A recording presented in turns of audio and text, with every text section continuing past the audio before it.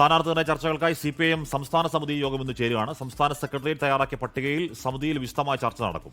തർക്കമുള്ള മണ്ഡലങ്ങളിൽ സംസ്ഥാന സമിതിയുടെ തീരുമാനം നിർണായകമാകും. വിവരങ്ങളുമായി ആർ ശ്രീജിത്താണ് തിരുവനന്തപുരത്ത് നിന്ന് ചേരുന്നത്.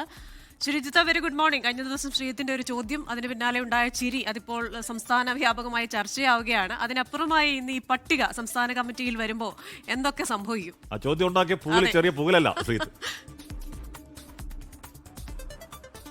Good morning Hashmi, Christina.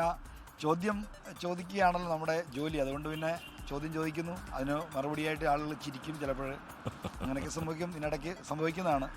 നമ്മൾ പിരിമുറുക്കത്തോടെ ഇരുന്ന് അല്ലല്ലോ ഇതൊന്നും ചെയ്യുന്നത്.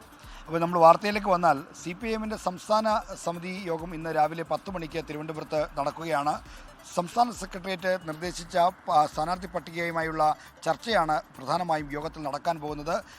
പല മണ്ഡലങ്ങളുമായി ബന്ധപ്പെട്ടും ചില തർക്ക വിഷയങ്ങളൊക്കെ തന്നെ ഈ സംസ്ഥാന സമിതിയിൽ ഉയരാൻ സാധ്യതയുണ്ട്. പ്രത്യേകിച്ചും തളിപ്പറമ്പിൽ PK ശ്യാമള മത്സരിപ്പിക്കുന്നതുമായി ബന്ധപ്പെട്ടും ഒക്കെ തന്നെ ചില എതിർ സ്വരങ്ങൾ സംസ്ഥാന സമിതിയിൽ ഉയർന്നേക്കുമെന്ന് സൂചനയുണ്ട്.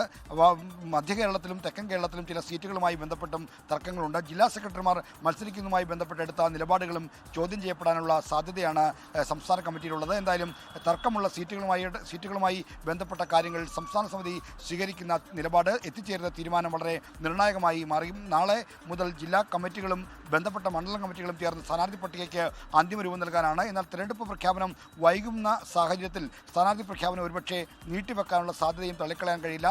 ഇപ്പോഴത്തെ CPIMന്റെ വിലയിരുത്തലനുസരിച്ച് ഈ മാസം 12 ശേഷമേ തെരഞ്ഞെടുപ്പ് പ്രഖ്യാപനം ഉണ്ടാകാൻ സാധ്യതയുള്ളൂ. നേരത്തെ സ്ഥാനാർത്ഥി പ്രഖ്യാപിച്ചാൽ ഭാരിച്ച സാമ്പത്തിക ചെലവടക്കമുള്ള കാര്യങ്ങൾ നേരിടേണ്ടി വരും. അതുകൊണ്ട് തന്നെ ഈ തെരഞ്ഞെടുപ്പ് പ്രഖ്യാപനത്തിനൊപ്പം സ്ഥാനാർത്ഥികളെയും പ്രഖ്യാപിക്കാം എന്നൊരു ധാരണയാണ് CPIM നേതൃത്വത്തിൽ പൊതുവെ ഉള്ളത്. ലോകത്തെവിടെയായാലും ഏത് സമയത്തും 24 വാർത്തകളും ഓഗ്മെന്റഡ് റിയാലിറ്റി പാക്കേജുകളും എക്സ്പ്ലെയിനറുകളും വിശദമായി കാണാൻ ഞങ്ങളുടെ YouTube ചാനൽ നിങ്ങൾക്ക് സബ്സ്ക്രൈബ് ചെയ്യാം.